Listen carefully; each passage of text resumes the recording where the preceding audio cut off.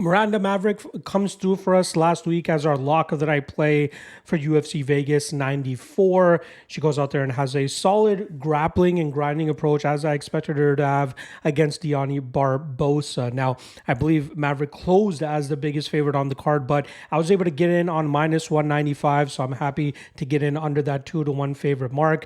But she looked pretty damn good, and there wasn't really any moments where it seemed like she was too much in trouble. Obviously, Barbosa had a little bit of striking success, but Maverick was able to eventually get the fight to the ground, and from there she did a great job in terms of controlling Barbosa, cashing that lock of the night ticket for us.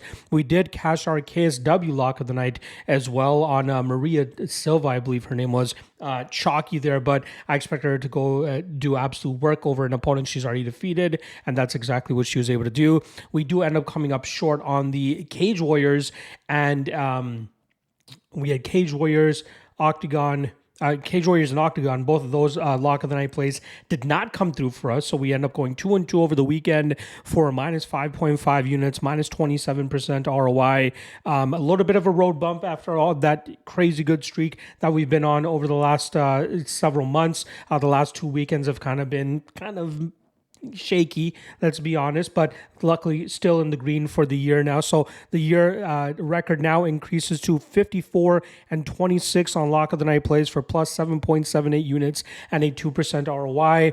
Let's get right back on track though, right? Let's not settle too much for this single digit unit profit that we're in. We're trying to get more than that, and hopefully with the 2 events that we got this weekend, we're able to get back into at least that 10 plus range. We got UFC this weekend, which I'll be giving you my top 3 lock of the night candidates. I'll only end up picking one of those, and the way that you can find it out, which I've already posted on the lock of the night Patreon page, is to sign up for the aforementioned lock of the night Patreon page, MMA LOTN, link in the description below. That's where you'll also be able to find breakdowns for Cage Warriors 175, which goes down on Thursday as an appetizer to the UFC card on the weekend. So if you want breakdowns for those, I won't be dropping a video breakdown this week like I did last week, so you'll have to go to the Patreon page to check that out.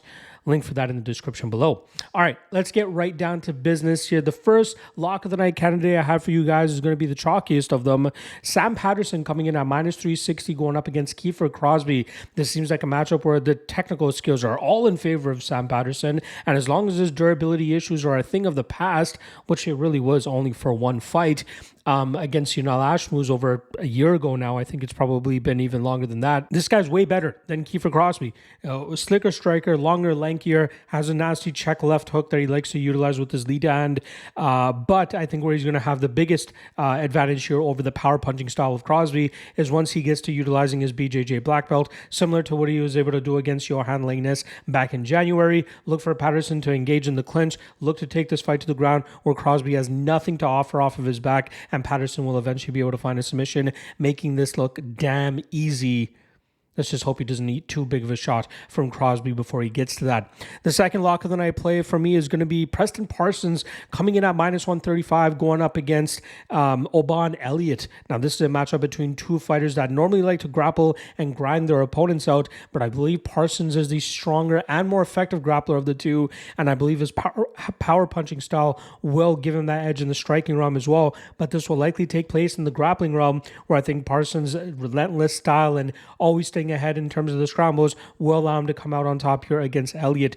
Parsons is a very solid prospect, and he picked up a big win over Matt Semmelsberger last time around. The previous fight to that, he went up against a UFC veteran in Trevin Giles and lost by a split decision, a fight that I thought he deserved to win, and I think he is far superior to Oban Elliott here. To get him at minus 135, I think is a complete steal, and I think he makes it look easy after a bit of a competitive first round. But look for Parsons to grind out Elliott and eventually finish him probably in the second or third round.